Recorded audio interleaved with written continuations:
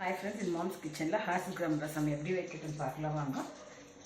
இது கொள்ளு வேக வச்சுட்டு தண்ணி எடுத்து வச்சுருக்குறாங்க. 2 தக்காளிங்க, பூண்டு, மிளகு, சீரகம், காஞ்ச மிளகாய், கருவேப்பிலை, கொத்தமல்லி, புளி கரைசலுங்க, கடுகுங்க, பெருங்காயங்க, மஞ்சள் பொடி வச்சுன்னு இருக்கிறாங்க.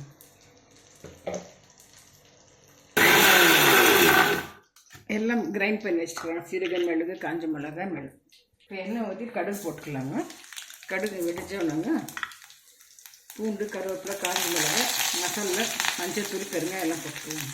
இப்போ அரைச்ச தக்காளி போட்டுக்கலாங்க. இப்போ புளி கரைசல் ஊற்றிடலாங்க. இதான கொள்ளு வேக வச்சு தண்ணி ஊற்றிடலாங்க.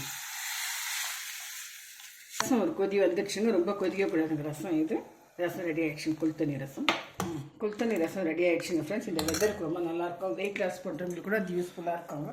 நீங்களும் ட்ரை பண்ணுங்கள் ஃப்ரெண்ட்ஸ். இது ஈஸி தாங்க, டேஸ்ட்டாக இருக்கா, ஹெல்தி ரசங்க. தேங்க்யூ ஃபார் வாட்சிங்.